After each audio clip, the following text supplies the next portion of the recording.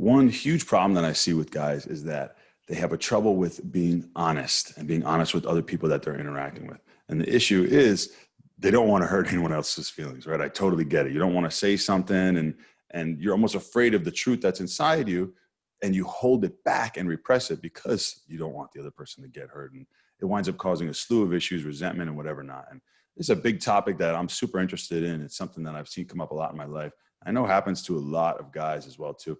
And communication skills and honesty are the most important thing when it comes to building relationships and keeping and sustaining long quality relationships, which we know relationships are the most important factor to your happiness. So what I want to do today is I want to talk about honesty and how to do it without hurting someone's feelings and to do it in an authentic way so you feel more peace and more happiness. And what I wanted to do was I wanted to bring in an expert on the topic, okay? This is something that I'm interested in. I have some knowledge of, but I wanted to bring in someone who really knows what they're talking about. Not only someone who really knows what they're talking about, but somebody who I have a world of respect for, somebody who is super knowledgeable in a lot of areas, and somebody I consider a great friend of mine. And I want to bring in my buddy, Dan Monroe, and I want him to share with you some tips and some advice and some things that you can do so that you can speak more honestly, more open and more true to yourself. And Dan is going to teach you how to do that without hurting other people's feelings. So Dan, tell these guys a little bit about yourself and what we want to talk about today. Cheers, bro. Very good intro. I don't know about being an expert, but I'm certainly an enthusiast of honesty. I guess over the last couple of years, I really made the call to make it my mission in life to help people be more honest, for the simple reason that honesty completely transformed my life.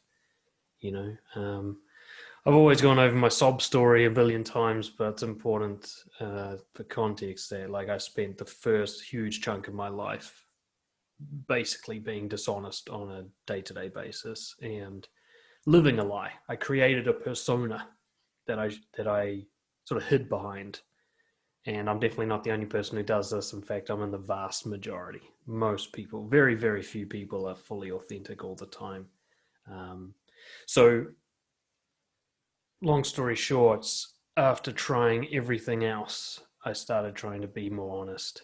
And not only did I realize how fundamentally dishonest I was all the time, I also realized that every time I tried to increase it, my quality of life went up. Not immediately, it usually hurts before it gets better, but I had finally found that thing. So my backstory really is just, I'm dead enthusiastic about honesty and helping people push their numbers up. Nobody's ever going to be perfectly honest, but the higher that percentage goes, in my opinion, the better your quality of life, especially socially, but also internally. Honesty removes shame. So the more you're expressing yourself as you are, the less ashamed of yourself you are. And that's always a good thing, kind of thing. So, yeah. And as soon as I started doing this work, I was hit with real life barriers. As I went out to try and be more honest, there was internal and external resistance to that constantly.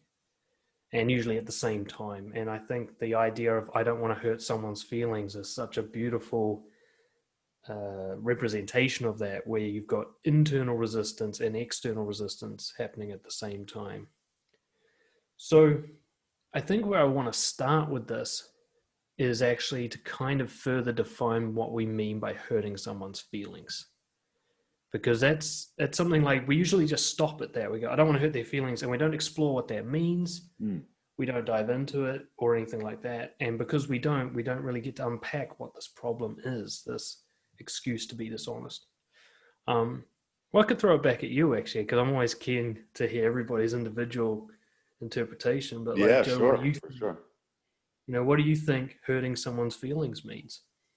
When you said that, I started thinking, and we have thoughts and truths and stuff inside us and whatever, we feel a certain way, but I don't know what it is about us, but we seem to always run it through that filter right away. As well, I can't necessarily act this way or do this way sometimes, or, we start to think, well, what will other people think of ourselves?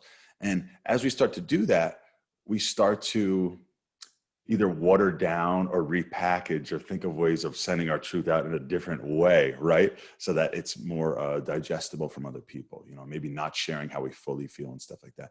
And I think that's a big issue, right? Because it's not true honesty, you know, it's not how we really feel. And it'll never come to the right conclusion that you want. You know, people, especially smart people, they want to understand, right? I think it's one of the 4 agreements, right? Seeking to understand first, right? And smart people will want to do that, but some people don't want to hear the truth, and I get that. But you know, the type of people that we are looking to connect with, I'm sure the viewers are looking to connect with as well too, are people who can handle the truth, right? And want to hear how you really feel. And here's a big issue that happens with this, and I know I run into this sometimes too. Sometimes I'm afraid to share certain things or certain truths because I don't want to piss someone off or whatever. But what happens is sometimes it may be how we think about things in our head, and then we'll actually eventually sometimes get mad at the other person when they don't even have the full story, right? That's a big issue when you don't share how you really feel because, you know, you're afraid of how someone will react to it.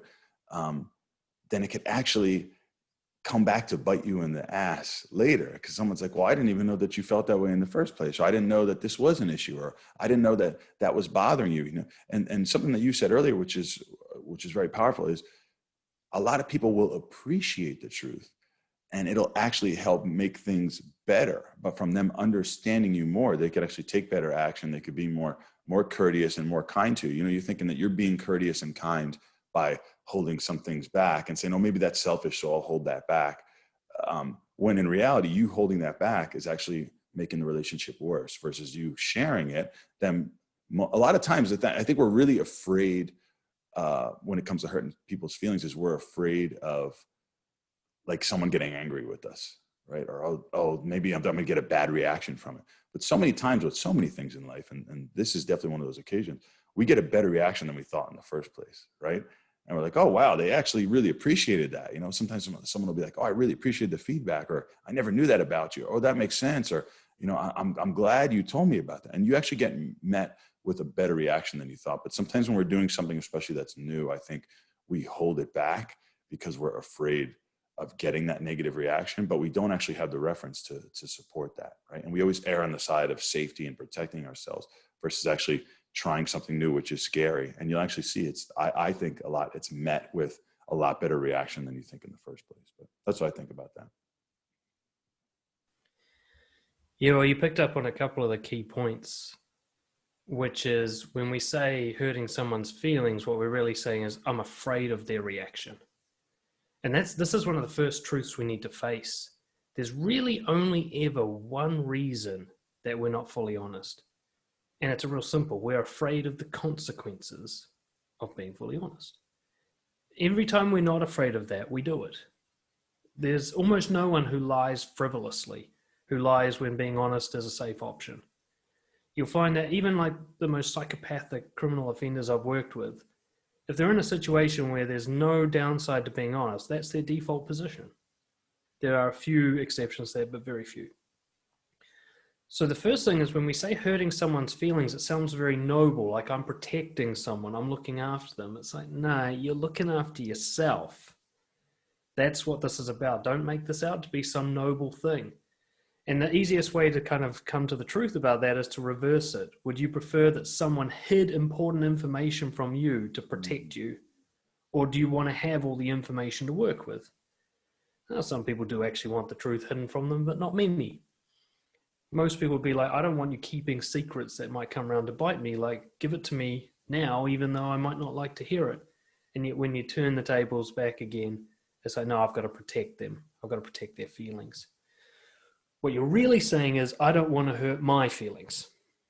I don't want them to have a reaction that makes me uncomfortable. That's what I'm saying. You mentioned anger. That's a classic one for some people. Some people are totally okay with anger, but they can't stand being around someone who's sad, or someone who's grieving, or someone who's confused, or anxious, or just an awkward silence. It's their own discomfort. And so that was one of the first truths I had to face about myself is I'm not protecting anyone else. This isn't about them. This isn't selfless. It's selfish.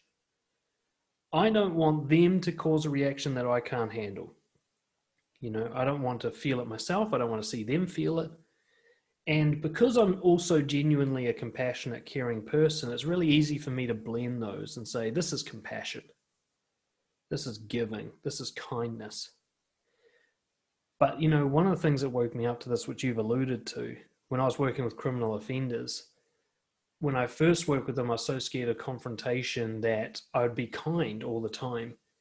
And then the statistics would show me what that caused. And it was more offending, more crime. I'm like, okay, my kindness is actually doing more harm than good. I can actually statistically measure this. This guy came to me this bad. I was kind to him. Now he's even worse. And I could see that.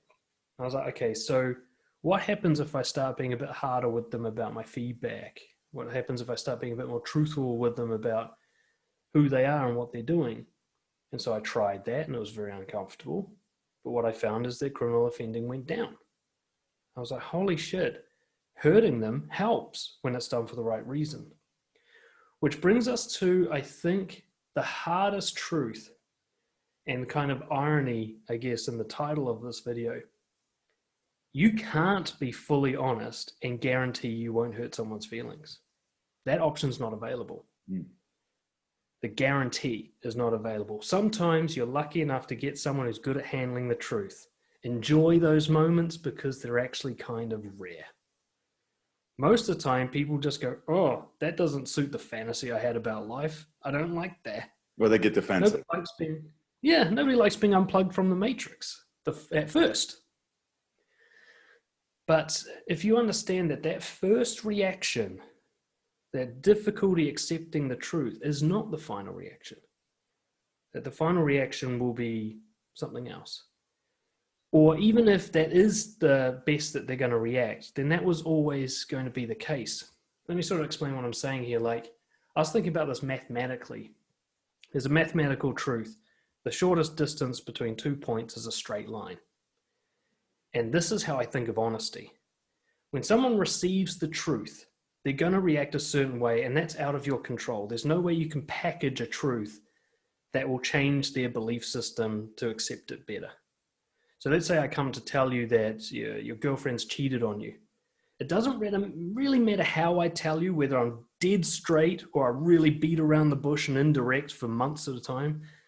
By the time you actually get what the truth is, you're going to be upset. There is no outcome of you going, yeah, I'm glad to hear that. That's never going to happen. So if that's the outcome of you being upset, I may as well get there as quickly as possible. And that's what honesty is that straight line to the outcome that was always going to happen. Your reaction was always going to be that. Anything else, any form of dishonesty or vagueness or sugarcoating only delays the amount of time it takes us to get to that point, which also delays the amount of time it takes us to get to the next point, which is acceptance of the truth.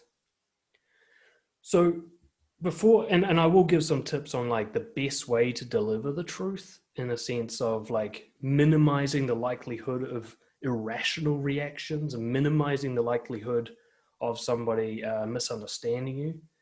But you can't take away the risk of someone getting hurt feelings, because there are some truths that hurt and there's no way to deliver that without causing that pain.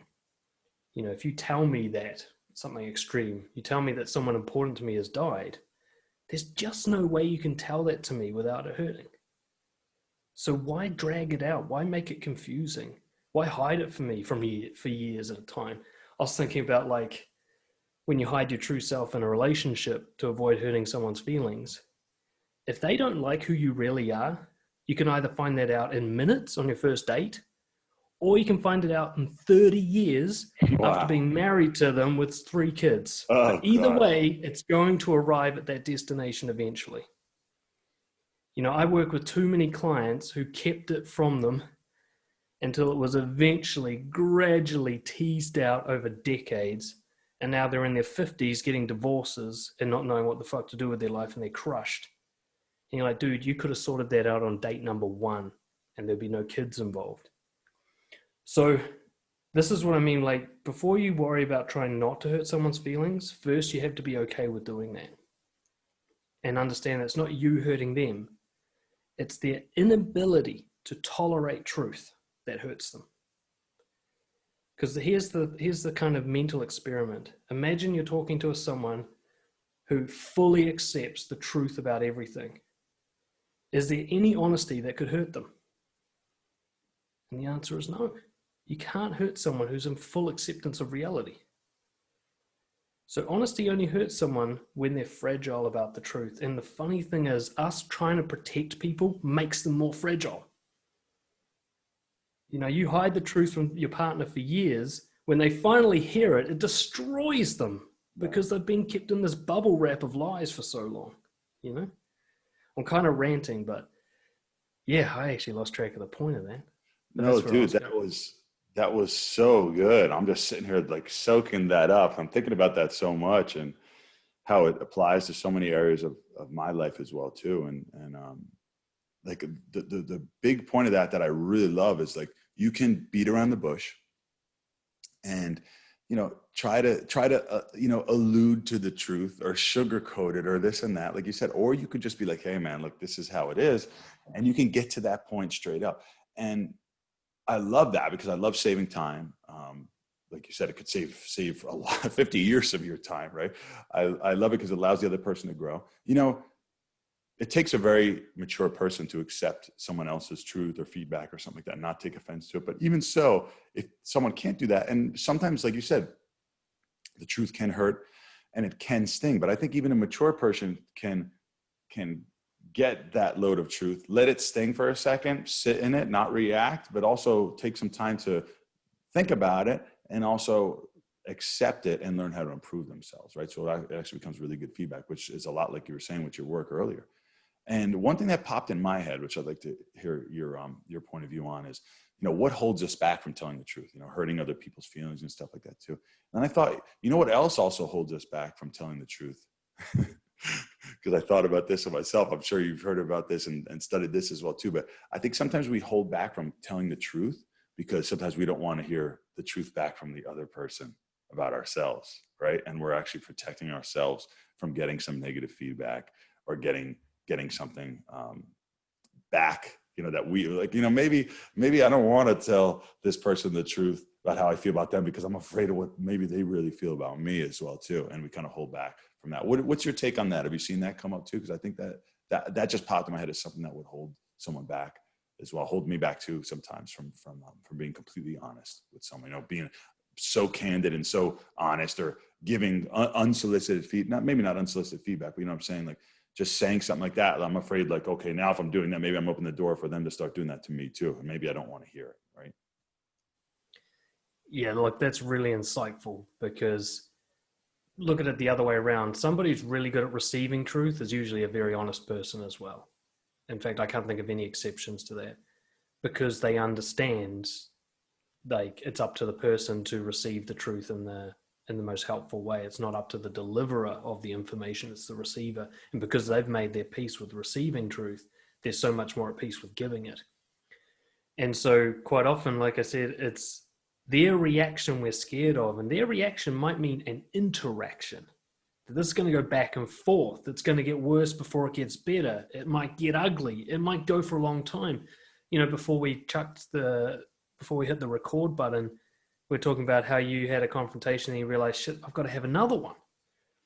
And I was just remembering I kind of semi-coached my wife and her brother and sister-in-law to confront her father. And they did it, and it was difficult and uncomfortable. It was a really difficult one. And afterwards, they're like, "Phew, that's over." I'm like, "Nah, that was the beginning. That was the first one. Again, It's going to come up again. It might come up dozens of times. Like if so you really this is about into you, exactly. And this is what people kind of project in their mind. They're like, "Oh, this isn't just going to be a one-hit wonder and it's solved. This is going to go back and forth and get really uncomfortable and stay uncomfortable." And then they project into these extreme scenarios like, oh, I'll get a bad reputation, I'll lose my job, this kind of thing. Like this will be an ongoing piece of suffering permanently.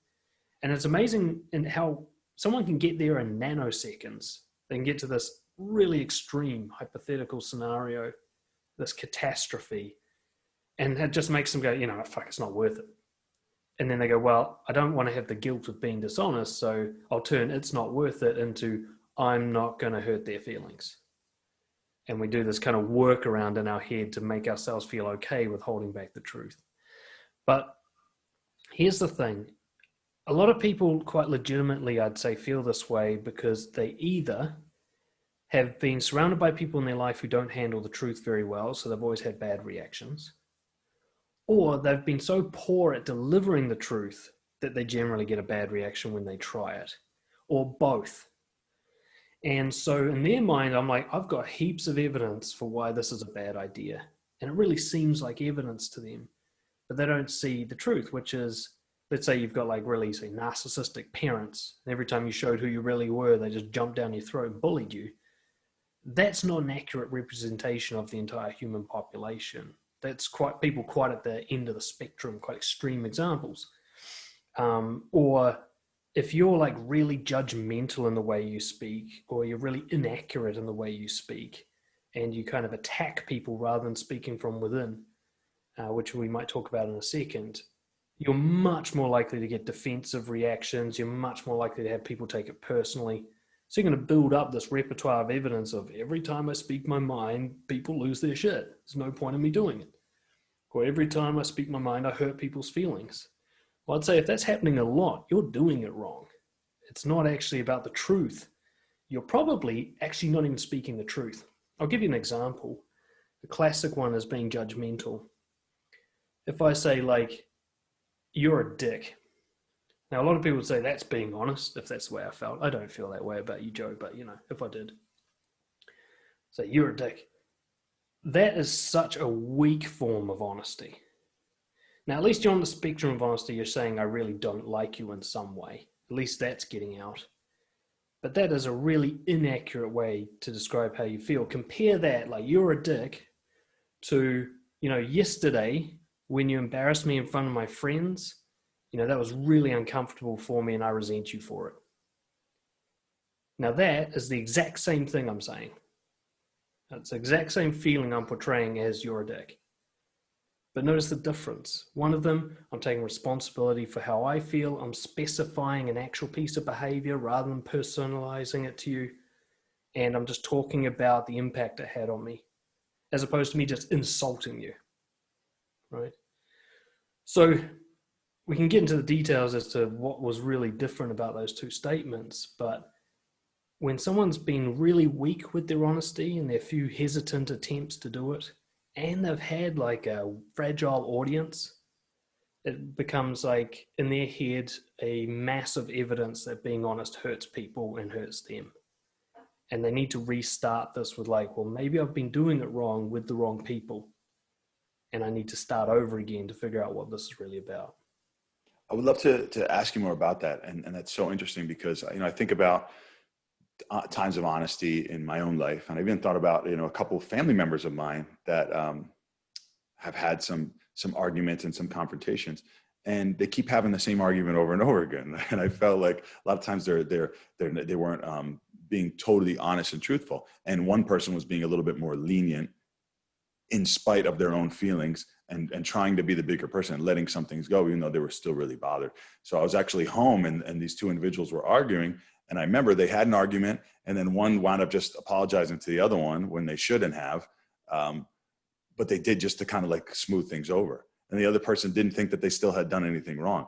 And then I remember they were together. I said, listen, you guys still need to talk because you definitely did something wrong. You need to admit it. And this person is forgiving you when they shouldn't. And I opened it back up and it was actually an insane, huge fight and all this crazy stuff and massive argument and name, you know, it was like nothing I've ever seen before, but they were much better off after, you know, now they didn't have, both of them didn't have proper communication skills, which is my next question I want to ask you about, is how to present these things in the right way.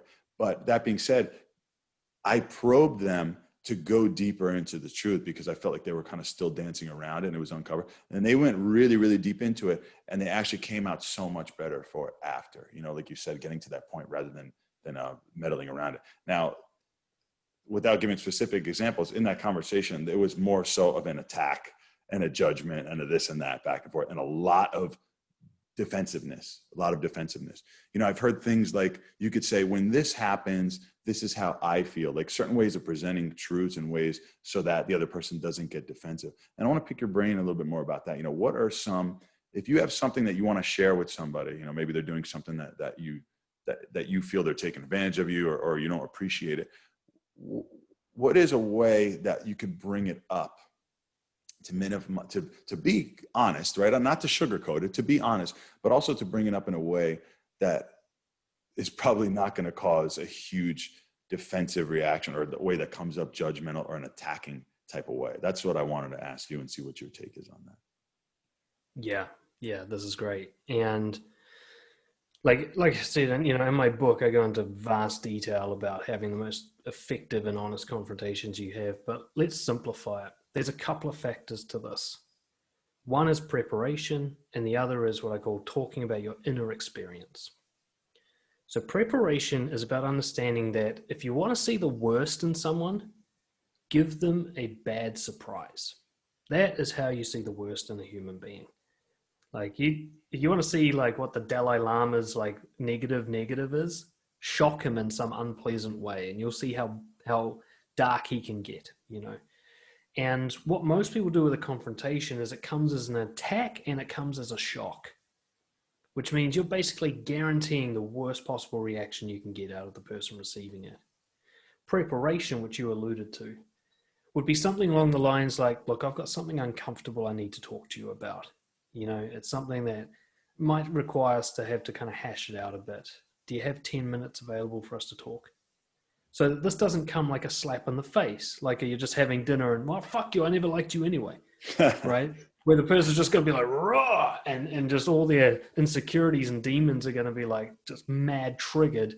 And you're not even going to get a reaction that you can work with. You're just going to get an explosion, fireworks of insecurity and biases and fears. Whereas if you say like, look, I want us to work this out, but I want you to be prepared. Like, this isn't going to be comfortable. This might be awkward. One of us might get defensive. I don't mean drag it out with suspense. This little preparation shouldn't take more than 10 or 20 seconds to say. Suspense is actually one way to make this worse. That so many people with confrontations, they're like, look, there's something I need to talk to you about. I've been trying to talk to you about it for ages, and the other day I was thinking, or even just the text, we need to talk. What is it? You just, please just tell me. And now you're getting mad at them for taking so long, But going straight into it without any prep, going in dry, you might say, that also gets bad reaction. So starting with this kind of like best case scenario, I want you to be prepared that something's coming, a kind of like take a seat, I've got some bad news kind of preparation. You get that out the way. You're also respecting them, like, is this a good time for this? I'm not going to do it at the dinner table in front of the whole family and embarrass you and cause you to try and protect yourself and your reputation. We're going to go away in private and have a talk in a room somewhere. The boss who calls someone out in the middle of a team meeting, that's just horrible, right? But after you go afterwards, like, you got 10 minutes, there's something uncomfortable I need to talk to you about. It just sort of, the person will get a little bit amped hearing that, but it won't be as shocking. They're expecting something now. And usually it'll be less than what they were expecting, because most people blow it up in their heads like, oh my God, they're going to fire me. He's like, you're a little bit rude in the meeting. I didn't like it. Oh, is that all it is? Shit, So preparation, again, this will never guarantee that someone has a good reaction, but it'll give them the best possible chance to not be surprised, which is where you're going to get the worst reaction. Really quick, I just want to add something on preparation before we move on to the next step. I thought of a line that I heard years ago that was so good, I'll never forget it. There was a company that I was working for, and we're having a little, like an email argument between a few of the other coaches and stuff like that. And I was a little out of line. I was being a little cocky, and I was really young. I was in my early 20s. And the boss, the owner, who was a more mature guy, had been through business school. One thing he said, he did a little line of preparation before he sent the email giving me feedback. He goes, just a thought for you. And then he also said, feel free to disregard if this doesn't apply to you. And then he said the stuff, and obviously it all did apply to me, but he said, hey, look, if this doesn't apply to you, then feel free to disregard it. And then he gave me this feedback, a little more humility and this and that, and trying to work better and working out with these people would be a better way of handling it. And I wrote him back. I was like, you're 100% right. But that little line of preparation helped me take the feedback so much better, you know? And like, even like, hey, do you got a second? Like you said, do you have a few seconds to chat? I want to talk to you about something that's just been on my mind, right? Like that little statement of preparation can change it from an attack to you just saying like, hey, I just want to get your thoughts on this, or I want to have a conversation with you, versus like, hey man, we got to talk about something. This has been a really big problem. You know, like you don't want to set it up in a certain way. So I just want to add that, but I thought that was really cool, you know, preparing something before you say it. It's an excellent example. And what it is you're showing them respect. You're saying like, I respect you. I don't want to ruin your day. I've got something I've got to tell you, but I want you to be in the best possible position to hear it. This can even happen at a more micro level, like in the middle of a conversation. So you're on a date and they say something you're a bit like, ugh, with. You can say, do you mind if I challenge you on that? Or like, I are you love okay that. with me? You know, are you okay with me giving my honest feedback on that? It's just this little thing, like you're simultaneously preparing them and showing them respect. They're allowed to say no. We won't go into details of what happens when somebody really needs to talk to them and they just refuse to meet with you and talk at all. That's a different issue. Right. Most people will say yes, but that permission means like they're starting on a foundation of respect. Most people do not start confrontations on a foundation of respect. They either don't respect the other person or they don't respect themselves, or both. But this way, when you're coming at them straight, but also, you know, please give me your permission to continue, but I've got something straight, you're simultaneously respecting themselves and yourself. And that's the best possible foundation for the best possible result. Doesn't mean there won't be discomfort. There's no guarantees, but what happens next will be the best this could possibly go, basically. Which means if it's horrible, it was always going to be horrible, but it'll be the least horrible it can be. So the preparation is the first thing. And, you know, in my book, I talk about these 5 principles of powerful honesty. And they go into great detail, but all we really need to say here is you've got to stick with talking about your inner experience, a subjective reality that takes place inside you. It needs to be presented in this way. I know this is really conceptual, but I'll get to details in a sec. It's about speaking in a way where you never say, you made me feel, because that's never true. Nobody makes you feel anything. Your brain makes you feel everything that you feel. Your belief system, your central nervous system, the chemicals in your body, all of that is controlled by your brain. So even when it's in reaction to someone else, you're only having that reaction because of the way your brain is wired. So if you speak from this position, it's the least likely to create defensiveness. It's the least likely to be taken personally. You mentioned a really sort of simple, great example before. It's like, when you did that, I reacted by feeling this. Rather than you made me feel this, or your behavior hurts me. Unless they're stabbing you in the face, most of the time their behavior is not objectively harmful. It's only harmful because you think it is. I think of someone like, a classic example I use in the book is someone getting pissed off when they're stuck in traffic. Well, traffic's only harmful if you don't want to be stuck in traffic. But if you're out driving, you're like, I just need to sit in my car for an hour and just chill. Traffic's no problem at all. The traffic itself is not harmful.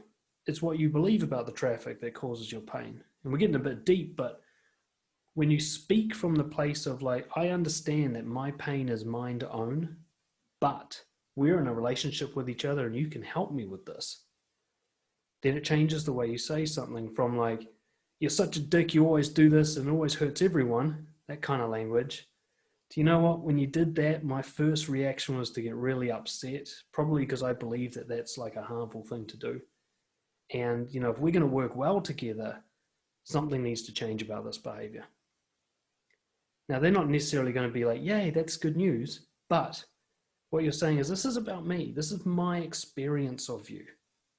And I'm just going to give you a chance to know that information and react to it however you want to react. In fact, I'm not going to try and control your reaction. And here's a key thing here. Let's say they react badly to it. Okay, that's their reaction then. We don't need to change that. We just need to decide what we're going to do about it. For example, let's say someone keeps embarrassing me in the team meeting or whatever, or we'll say interrupting me in the team meeting, that classic one in the office. I take them aside and like, look, I'm someone who's a bit introverted. I find it hard to speak up. And over the last 3 meetings, you've interrupted each time I've spoken, and it like embarrasses me and makes it harder for me to talk. Now, if your reaction is, well, fuck you, if you can't talk, that's your problem. I'm like, okay, I'm not going to try and change you, but now I need to think about, do I still want to work on this team? Does this need to become a bigger deal than it already is? What's my next move given that this person doesn't want to respect me? But if you respond with, well, I didn't realize, I'm just going to speak my mind. I wasn't trying to interrupt you. Well, we can work on this together. Let's find something where you and I work on this together and find a good result for both of us. So that kind of idea of like trying not to hurt someone's feelings, it's more like show them what you're feeling and see how they react and go from there. And if they are hurt by it, well, we'll see. We'll see what that means. That's their beliefs that are causing that pain. If someone gets defensive because I say that they interrupt me, I can go out on the street and find someone who wouldn't get defensive if I said, you interrupt me. So this is subjective. This is their own personal inner demon. Maybe they don't like being challenged. Maybe they didn't see themselves as interrupting. Maybe they think of you as the bad guy in their little narrative. And this can be talked through. But I'm not trying to prevent that reaction. You mentioned something earlier that was, you opened up that kind of argument between the two family members and it blew up. Most often, this is because of repressed honesty. This is bleeding from 1,000 wounds.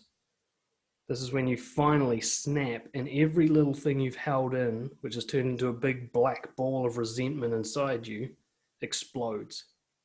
And this is why a relationship will end because somebody left the dishes in the sink again.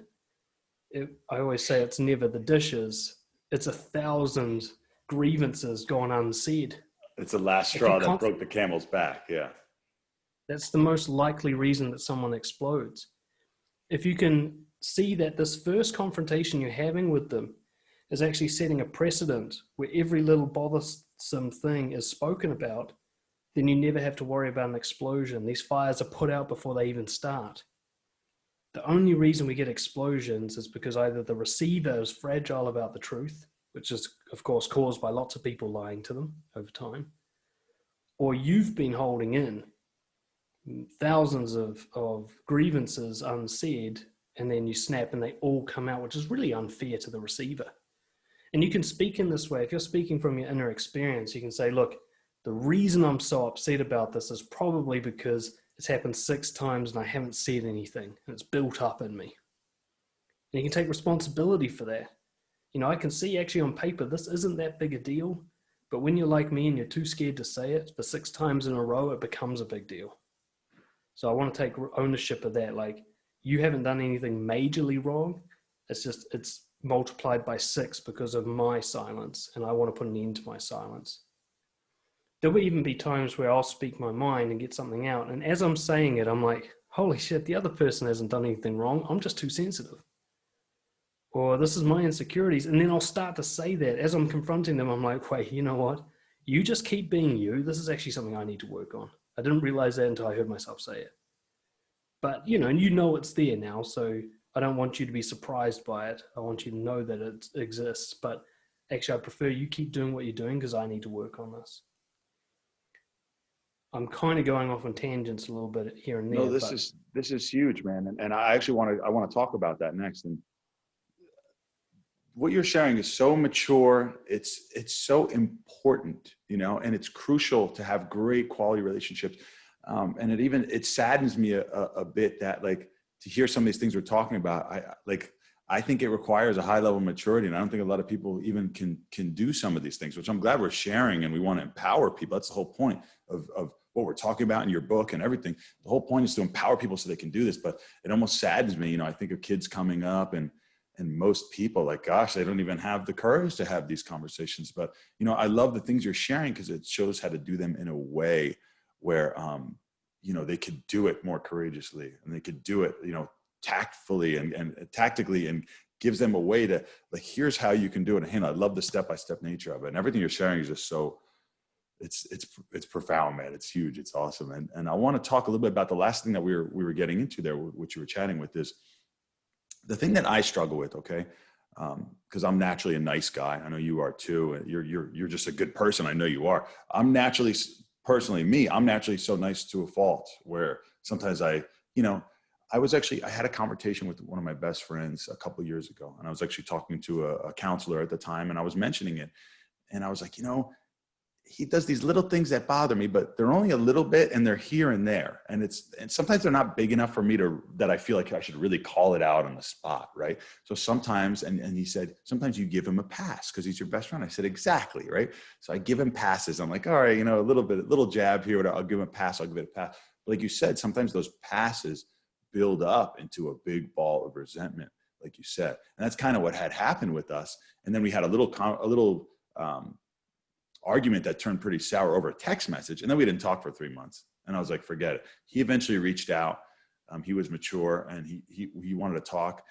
And not only did he apologize, but he wanted to understand. And he sat there. I'll never forget it. That's why he's one of my best friends. He sat there for almost a half hour and listened to everything.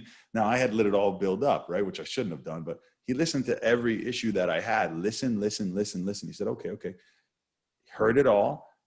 Then he said something that totally changed everything. He goes, sometimes, like, cause he was kind of overly critical of me, and would snicker when I said certain things and whatever not.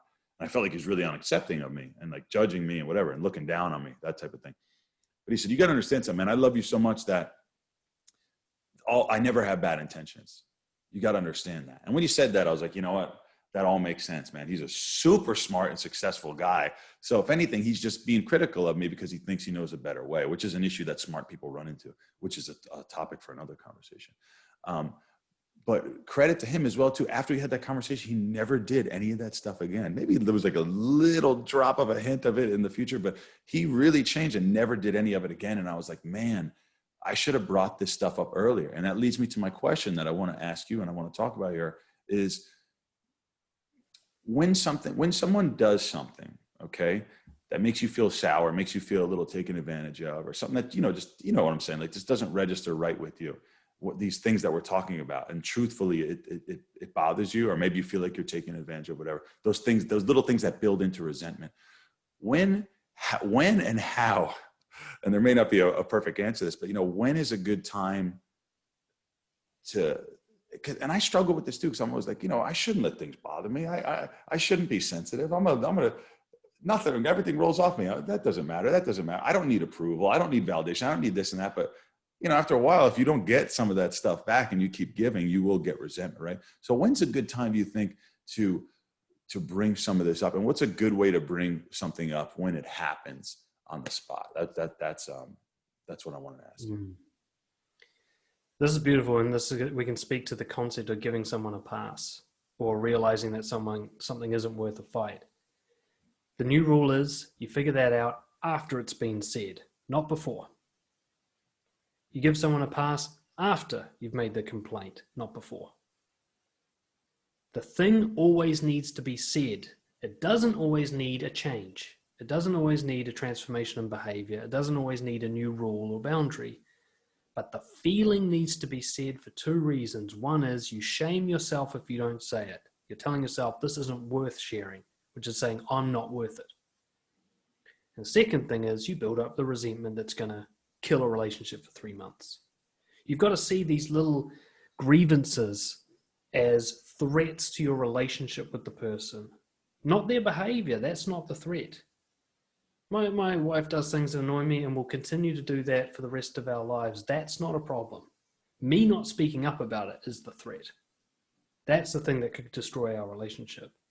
Her annoying behaviors will never destroy our relationships because I'm not actually that sensitive unless I let it build up. So you've got to think of it like steam. You've got to keep releasing the steam. I've got to tell you a story. I go into detail in the book of one of my favorite couples I've ever seen. And when I was first hanging out with them back in my super nice guy days, they were bickering all the time. And I thought, man, this relationship's on the fucking rocks. They're just going at each other all the time. That's what it seemed like to me. somebody who's very non-confrontational and very uncomfortable with confrontation. And then I went through a big transformation around honesty. And like 3 years later, I'm back and like seeing them after I'd come back to New Zealand, and they were the same. They were just the way they were.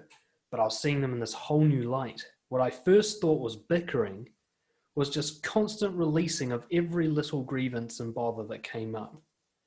And what I didn't see the first time was that it never came with a demand for the other person to change, and the other person never took it personally. They might be like, oh, you always leave your socks out. It fucking pisses me off. And then they'll keep talking about whatever they're talking about. There was no demand that he picks up his socks ever. He wasn't like, no, I don't always leave them out. He's just, oh yeah, she's pissed off. That's her thing. And they'll continue. And then like half an hour later, there'll be another one. You know, he'd be like, oh, you've parked in front of my car again. Fucking hell. And then they'd just keep talking. And I was like watching this just with my mouth open, like, they're saying everything that bothers them all the time, and it's good for their relationship.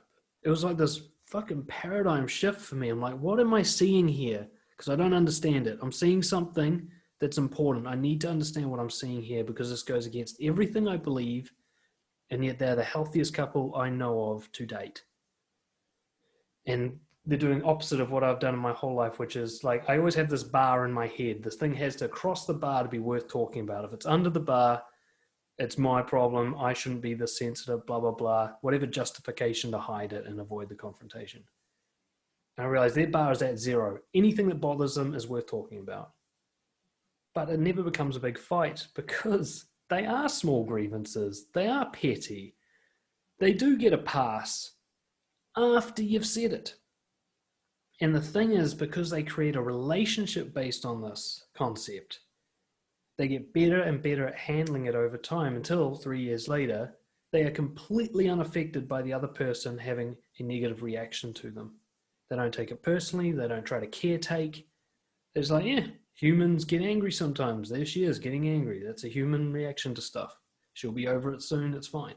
Nothing I need to do. I don't need to go and pour fucking fuel on that fire. You know, she has a little anger thing. I haven't done anything that breaches my values, so I'm good. She just doesn't like my behavior sometimes. Of course she doesn't. What two humans are perfectly cohesive? None. I used to try so hard to keep every potential grievance out of my relationships, and the woman would just always leave me out of boredom. I didn't realize they need to be allowed to feel stuff. I don't have to do anything about it. It's just like the volume, you know, those displays you get on stereos where it shows the volume like going up and down, and sometimes it goes into the red, and it's yellow and green most of the time as it goes up. Just let it play. You don't need to go, fuck, it's in the red, better go turn it down. Or keep the volume down so it never goes red. Just let it play. Nothing bad happens. And especially in long-term friendships, the way I see it, like in the book, I'm just talking basically, if you're just honest all the time, everything will sort itself out. You'll have awesome friendships because you're allowed to be honest with them. You never have to like control their emotions or whatever. The conversations will lead to natural changes in behavior out of respect, like you did with your friend just before. You know, he doesn't do the critical thing anymore. He probably would have stopped it a lot earlier if you just brought it up earlier. Exactly. He's fine to stop it. It's not a compromise for him to stop that. He just didn't realize it was a problem. It's probably actually a behavior he needs to work on for his own benefit in his life. And it's good that he's called out on it. So, and then there's other times like, I don't know how big the list is of things I do that annoy my wife, but most of that list I'm going to keep doing. And she knows that, but she's going to complain about it every time it happens, and that's okay. It's not nagging because she's not asking me to change. She's just saying, this bothers me, and then she moves on. Rather than holding it in and every other thing in for 6 months and then dumping me because, you know, I didn't put the dishes away. So you got to see, like, you are allowed to give someone a pass. You're allowed to go, you know what, I'm just being petty. I'm being too sensitive. You're allowed to do that after it's said.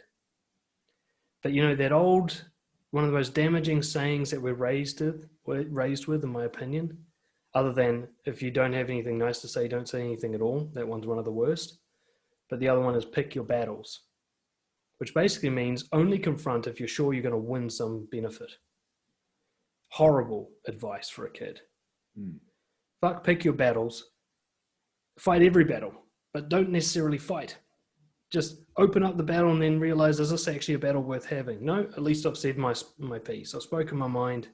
I've validated myself. I've given them the information to know who I really am. We can just keep going. Nothing needs to change. It's all out in the open. No surprises, no resentment, no build-up. And also, this is very helpful prevention for manipulation. If every time you're uncomfortable around someone in any way, you bring it up, if they are manipulating you and disrespecting you, that's going to come to a head really quickly rather than be allowed to continue for years.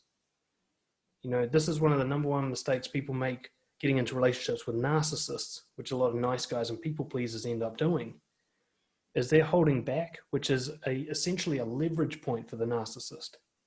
They can maneuver you because you're scared of hurting their feelings. They can just show potential for hurt feelings to make you back down all the time. And it's their greatest weapon. Can't believe you didn't think of me. You always do that and it hurts.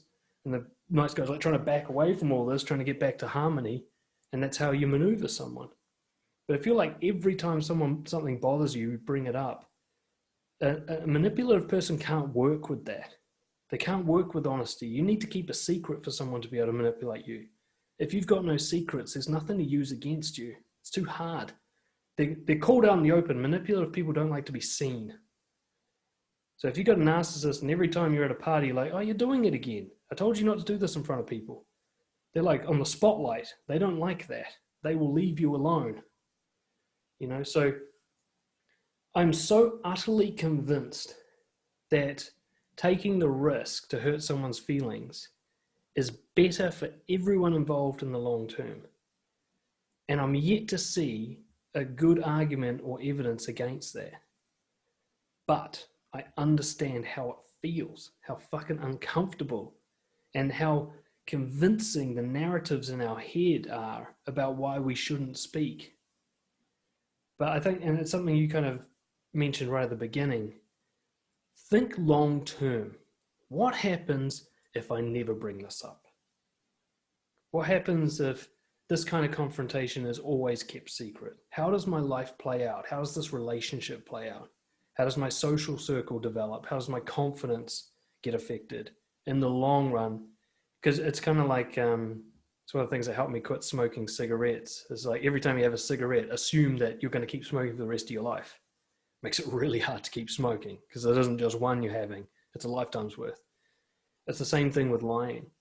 If you're like, hey, every time someone embarrasses me at a team meeting, I'm never going to say anything for my whole life. Mm.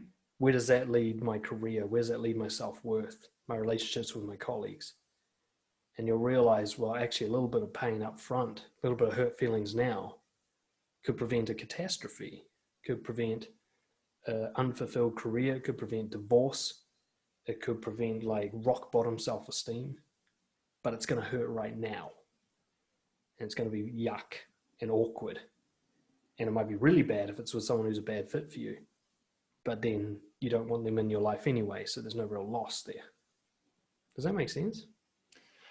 Dude, I mean, I'm surprised my jaw hasn't been dropped the whole time you've been saying all this stuff. I mean, it's just so powerful, and like, this is so awesome. I'm so glad we had this chat, and I'm so glad we're sharing this with people too. And I want to read your book right after we get off the call, to be honest. Like, this is so awesome. And it's just like, I love how you have like certain little rules around this stuff that makes it makes total sense, right? Like, bring up the behavior right away. You may not have to set a boundary or fix it, but just saying that's how you feel, that's how your reaction was. I mean, my gosh, like it's, I know personally it's something I don't do, you know, and I do it here and there. I definitely do it here and there. Like, one example is, like, I like driving, and a lot of my friends will leave stuff in the car. And my sister actually did this to me, which is funny, is, you know, like, sometimes you'll have like a cup of coffee or whatever, something you leave, or you ate something, you leave some trash in someone's car. So my sister actually did this to me because I was so funny. She did it to me. I usually do it to my friends too. Is we parked her car. We were at her house to go to get out. And she goes, "Hey, is this yours?"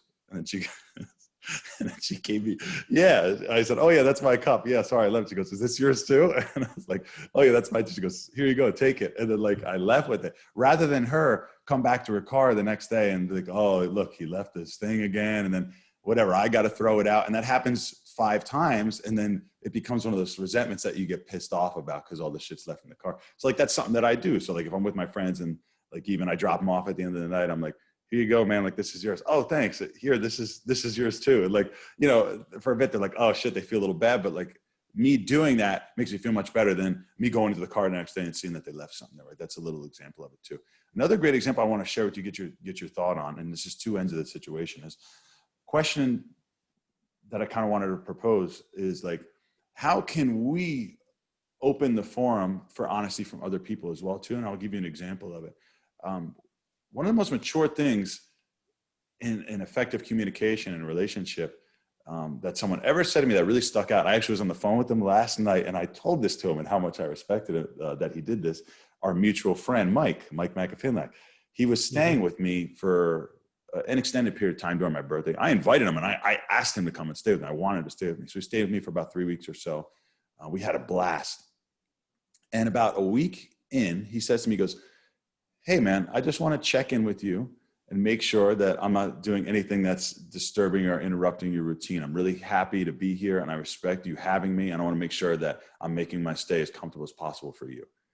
And he said that to me, and I took back, I shook my head. I was like, dude, that's the most mature thing anyone has ever said to me. And he's like, yeah, man, of course, dude. I just want to make sure I'm respecting you. I know having someone around in your space can be difficult sometimes. I just want to make sure that I'm doing, you know, what I can. And that didn't come from a people pleasing thing or whatever. It came from such a maturity that I thought was so awesome. And when he told me that, I was like, yeah, I don't know. And then I thought, I was like, you know, actually in the mornings you get up a lot earlier than me, and I could hear your hair dryer.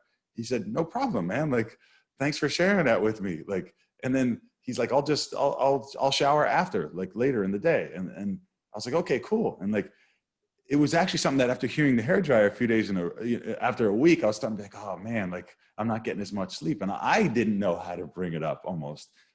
And I felt bad almost about bringing it up because I said, the kid's getting up and showering. He's blow drying his hair. What's the big deal, right? Why am I letting this bother me? But it did actually kind of get me up.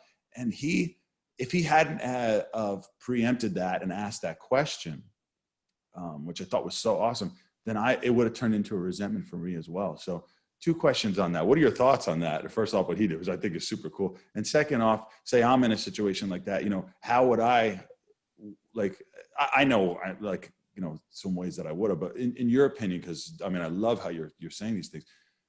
What are some ways that you could bring some of those things up, those little things that bother you, so that they can come to attention? Well, the example you gave, Mike, was just a perfect real life demonstration of that. And that would be one of about 3 factors involved in helping people in your life be more honest with you. So one is like, rather than hoping that the other person will be brave enough to bring stuff up with you, constantly opening doors, regularly checking in, is there anything? This is about being curious, watching someone carefully. Are they behaving in a way that indicates that they might have an issue with you? And I don't mean like anxious hypersensitivity, but this is a thing that happens as you build confidence.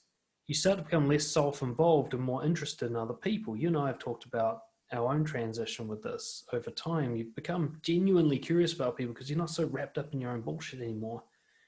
And you come to the point where you're like, how is this person feeling? And you're checking in regularly. And like when you get to know someone really well, like my wife, I can walk in the room and out of the corner of my eye, I know she's upset. And I'm just like, all right, open up to Danny. What's going on? And I like, it's a fun teasing thing. I'm like, have you gone into the bad place? And I just like, I ease it out. And this comes from a long history we have of encouraging each other to be more honest. It also, we set a precedent at the start of our relationship. No matter what, even if it's going to end our relationship, we must commit to being as honest with each other as possible. We set that precedent. So Mike's done the great thing there, the check-in. Like, don't wait for obvious signs. Just assume like people need to be checked in with and people are uncomfortable being honest. Open the door. But the #1 thing you can do to help people be more honest with you is to be honest with them. lead by example. They're going to feel much more comfortable doing it, knowing that you've actually led. So this is not going to be a one-way street. A lot of times people will ask for honesty, but they're not actually doing it themselves. So it becomes this kind of hoarding of information. They'll get someone else to share a lot with them, and they won't share anything in return. It gets really out of balance. But the third thing, so you've got this kind of like, make sure you're leading with honesty. The second thing is what Mike was doing, regularly check in with people and encourage them. Go like, let me know. You know, you can say questions like, is there anything about me that you would change? You know, what's the one thing about me that bothers you the most? These kind of questions that like really eke out the thing that must be in there, lancing the wound kind of thing, you know, draw the poison out. It's hard to say. Yeah. But here's, and the third and most important thing, you cannot react badly to their honesty. You can't say, be honest with me, and then punish them for it. That was going to be my next question to you. That's huge. That's huge. Yeah, go on. That's awesome. Well, that's, I think, probably one of the biggest mistakes people make. They go into a relationship, they're like, just tell me the truth. And someone does, and they're like, I don't do that. And they get all defensive. Or they go, well, you did it the other time. And they become aggressive. And the person's like, fuck, that was so not worth doing. That is so unsafe. It has to be safe for someone to tell you the truth. Now, that doesn't mean you have to pretend to like the truth. It just means that no harm comes to them. They essentially, if you say, tell me the truth, you're saying you can get away with saying anything to me now. You get a pass. Like, you will not get punished for anything you tell me. Like, I can't tell my kid, and this is going to be interesting, I'm about to be a parent, and I have to apply all this to parenting. I'm very excited about that, given that most of my clients, their problems are from dishonesty in their childhood, you know.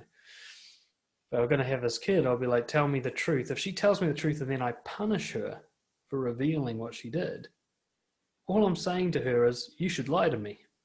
It's easier. So I have to be like, my dad actually did this with me when I was in my teen years. So it was a bit late, but it helped.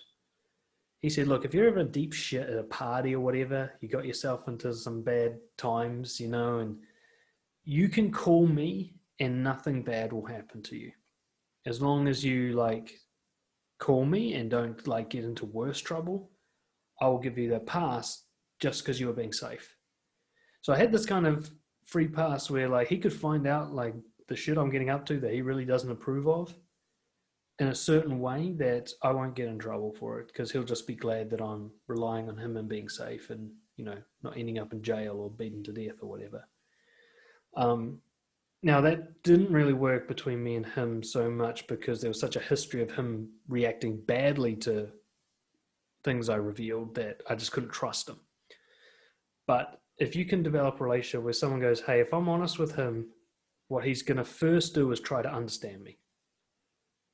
If that is what they expect from you, you can be pretty sure they're going to be honest with you from there on out. As honest as they can be with anyone. You know, it took a long time for me and Lucy to build this up because she'd been in relationships before where being honest had hurt. The guy reacted badly to it. I had to show over an extended period of time, I'm not like that. She'd tell me something deep and dark. I'd see her like cringing, waiting for my reaction. I'd be like, thank you for telling me that. I'm so glad I know you better now. And that would be my first reaction. I'd do that over and over again until she's like actually looking forward to telling me stuff. You know, so you have to, it's really respect. You've got to give what you want to get. If you want them to receive your honesty well, then give it first. Be the receiver. Be the person, if someone tells you the truth, no matter how personal or defensive or whatever it is that you feel on your first reaction, you're going to do them a favor and you're going to manage that reaction. You know, you're going to say, look, that actually makes me really defensive, but that's not your problem. That's my insecurities. Even though I feel this way, I'm really glad you told me. It's really important you tell me this stuff, no matter how much I don't want to hear it. I'd rather you're honest with me than nice to me. It's better, you know, and like, there'll be sometimes where I'm like, yeah, you know what, I just need to process this, but we'll come back to it. I want to make sure that we work this thing through. So I'm not pretending that I'm happy with all the news, but I'm never punishing them for sharing. Because I know as soon as I do that, I'm basically telling them, if you want this relationship to work, you're going to have to lie to me. You know, those three things, I think you're basically guaranteed the best possible chance of a good relationship. And if those three things don't work, then you're with someone who's not a good fit for you. So it's kind of like I call it self-sorting. You just be really honest with people and they'll sort themselves into good fit and bad fit categories. You won't have to try and make them anything. You know, you'll either push them away or they'll magnetically come in closer. You won't have to put any effort into it. You're just being honest will sort them out naturally. And that's amazing, dude. As I'm listening to this, and one thing that pops in my head every now and then when I hear such profound knowledge that not only is so profound, but something that is so important, like what you're sharing here on this on our chat here is so important. And I can't help but think to myself, I'm like, why did I learn about history and the Ming Dynasty in school instead of hearing you talk about this? I just learned more from you in an hour than I can remember anything from my entire high school experience, you know, all my formal education. This is something that's so important and applicable. Like I said, I'm going to go grab your book right after this, and I need to read it because now after having this conversation, I realize how important it is that I need to know more about this in my own life. And it's just, you know, I think a little bit to Wayne Dyer, who's a guy I like a lot. And one thing that he says on this topic is, you know, people respect people that come from a point of honesty and truth. You know, when you speak your mind, whether they don't like it or not, they always respect someone because they're going to shoot them straight, you know? And it's not like anyone watches her is dishonest or not shooting straight, but I know sometimes it can be difficult to really share the truth and be honest, especially in a moment or whatever. But like you said, you're doing yourself a disservice, you're doing the other person a disservice as well too. So, you know, using the things that you shared here are just powerful, man. I mean, I could talk to you about this all day, but I don't want to waste any more of your time. I'm just going to go read the book. So I want to thank you so much, man, for sharing all this. And, you know, is there anything else that you want to add? And definitely, where can we get our hands on the book? Because like I said, I'm going to read it after this. So, yeah, tell us about it. Yeah, no, I appreciate it. And you're a good receiver. This is what I'm talking about. And like I can have the same conversation with someone else and they'll attack everything I say and make this really difficult. But I also feel like I'm just a messenger for something that was brought to me somehow in life. I'm not a super spiritual person, but when I discovered honesty, it's not I created it. I definitely discovered it. And I started applying it. I'm like, fuck, this is helpful. Like, I've never had anything have such a positive effect on my life before. It's just a simple concept of speaking my mind as accurately and calmly and vulnerably and boldly as possible. When I do that, my life just sorts itself out. And when I don't do it, I end up in all this mess and misery. And I just feel like it's weird because you could say you've discovered the truth. Well, honesty is delivery of the truth. So it just kind of makes sense that it lines up with reality and works out well. Anyway, obviously I'm a big fan of honesty, but I'm pretty biased on the topic. The book, I'll send you a link where people can go and check out the book. Like the pre-order's available and it drops 1st of December. And if they don't want to look for a link, they can just go on Amazon and search The Naked Truth by Daniel Monroe. There's a billion books named The Naked Truth. I fucked up the title. I didn't do my research, but if you type in my name, it'll come up and they can grab a copy there. And, you know, my podcast and everything, I've done a lot of sample chapters on there if people want to get a taste of it and see what it's like. But yeah, I think like the main point I'm always trying to get across is just these little increases in honesty, a little bit more discomfort, a little bit more vulnerable, a little bit more of, you know, crossing that line where you'd usually keep it to yourself. And this time you're going to try and let it out a little bit. 1% a day, one little action a day or every couple of days that you wouldn't normally do in terms of being a bit more honest, and just watch what happens. Just watch. Watch what happens to that friendship when you finally reveal that bit of resentment. You know, watch what happens with that girl that you've been friends with when you finally tell her that you're attracted to her. Watch what happens with your boss when you tell him that you're ready for more responsibility, but before you weren't saying it because you didn't want to look like a blowhard or whatever. Just watch what happens as you just let out a bit more and a bit more over time. And in particular, understanding that every time you hold something in, no matter what your bullshit excuse is for it, protecting other people's feelings, not rocking the boat, being professional, all those excuses we use, what you're saying to yourself is that what's true about me is not worth sharing. And you've got to ask yourself, what do I do to myself when I continually tell myself that day after day after day for years? You know, that when people go like, that not good enough thing in my head, that anxiety, where does that come from? It doesn't come from the school bullies or your shitty parents. It comes from you suppressing yourself. No one else is doing that to you. So every time, like, one way to think about it, imagine you're in a relationship with someone, and every time they try to express their feelings, you tell them to shut the fuck up. Nobody wants to hear what you have to say. Imagine you did that to somebody else. Your own child, maybe. Every time they said, like, oh, that bothers me. Nobody cares what bothers you. Shush. Don't be so fucking sensitive. Imagine the self-esteem of that child after a few years of that. Well, when you're dishonest, that's exactly what you're doing to yourself. You are punishing yourself for being a normal human being and having thoughts and feelings and beliefs by not saying it. No matter what your excuse is, you're shaming yourself. Like we sort of talked about, if you at least get it out, even if that doesn't solve anything, even if it doesn't need to change anything, getting it out is you saying, it's okay for me to be this way. It's okay for me to have this feeling, to have this thought. It's fine for me to share it. By default, you're saying it must be okay because it's out now. Proof's in the pudding kind of thing. I've just made it okay by sharing it. Imagine if you did that all the time for years, how you'd feel about yourself. If everything about yourself was classified by you as okay. It's the secret to self-acceptance, at least it was for me, and it's for every person who's tried it that I know of. They dive into honesty and you just see their confidence just go up after the initial rocky period. And this is, I think, the final point I've got to make is I've got to, as always, I've got to be truthful, which is honesty's going to suck at first. The more dishonest you've been, the harder it's going to be because you're breaking up this world of lies that you've created. Maybe you've put on a persona for people and now you're going to suddenly change. They are going to have a reaction to that. Some will still be your friends, but some of them are going to be like, who the fuck are you now? And they're not going to like it just because you've changed. Even if they like the new you, they're not going to like that you've changed. And they'll punish you for it. You might lose or need to change your job. You might be just in such a bad fit career that you can only stay in it if you remain fake. If you start being real, you might need to look elsewhere. That might happen.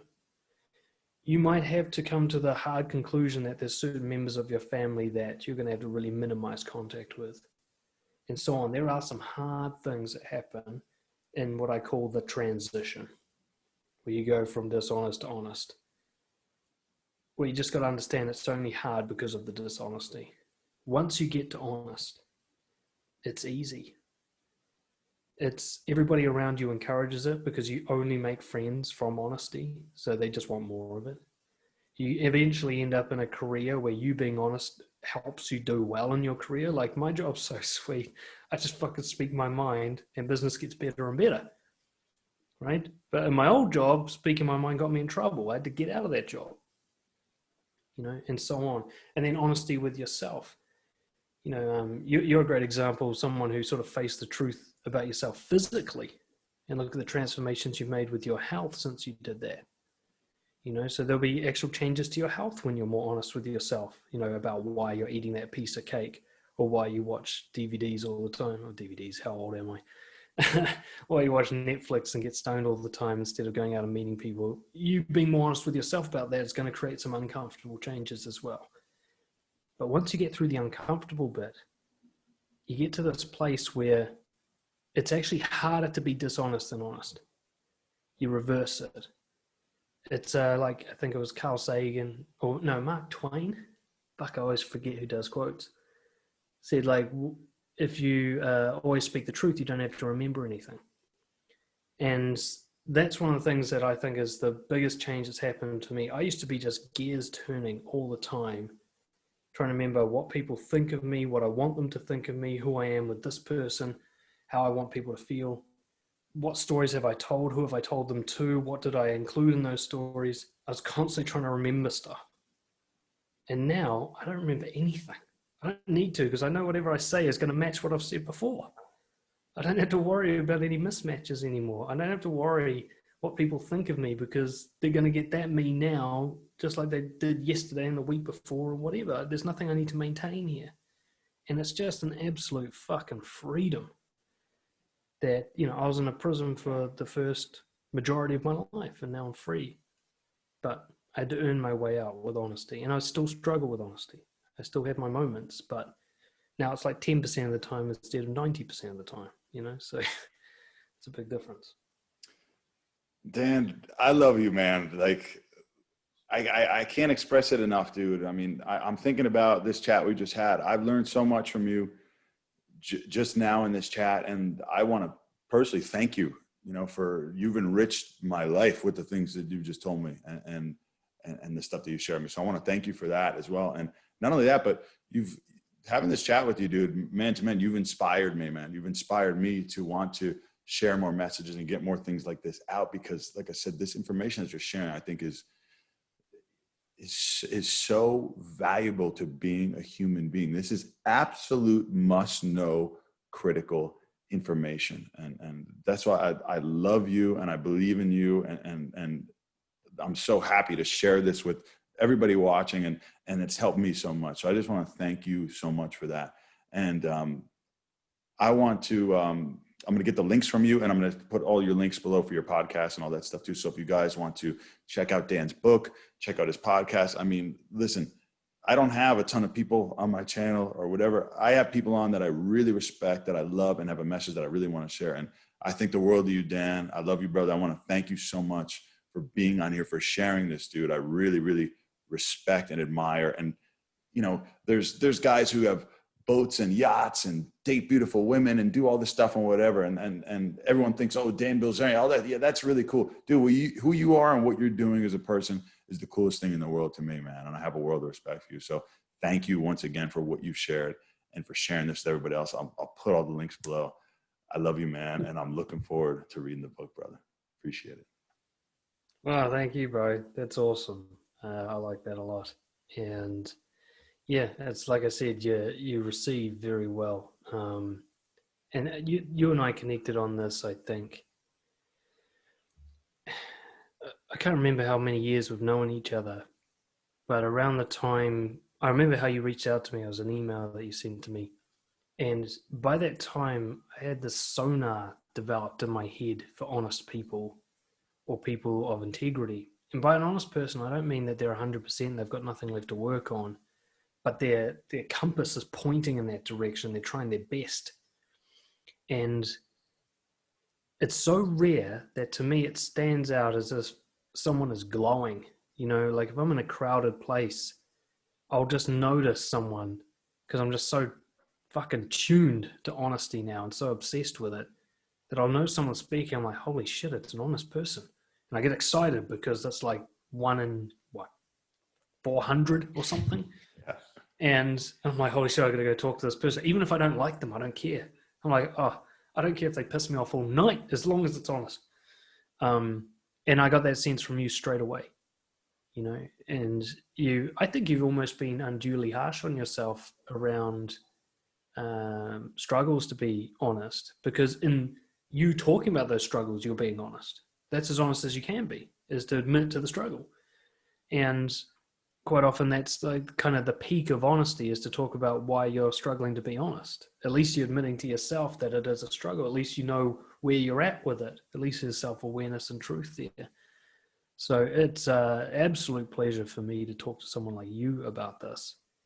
And and it's exciting for me because, like I said, this isn't stuff I invented. It's stuff that has been delivered to me in some way. I was kind of just right place, right time to receive all this and have the tools and support to work on it and develop it into something that I could put into a book. This book is kind of like what you said. It's what I wish I'd got at school, especially high school. I wish, everything in this book is what I wish I'd majored in university.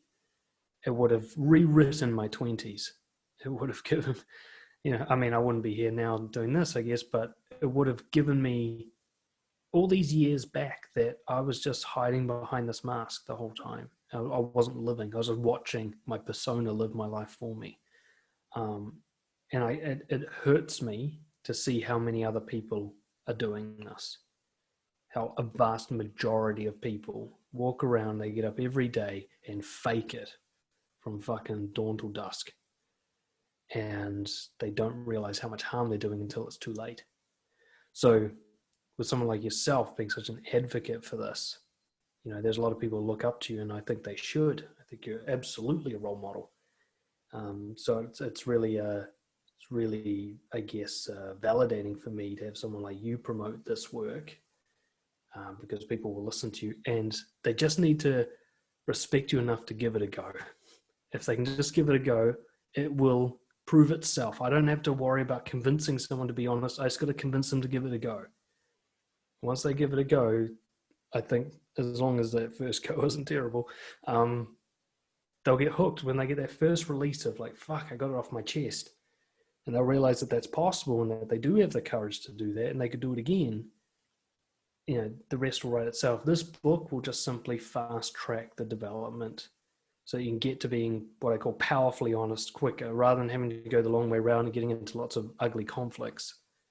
You can get to the point where you speak your mind in a really accurate, powerful, easily received way, right out of the gate. That's what I wanted to write this book for.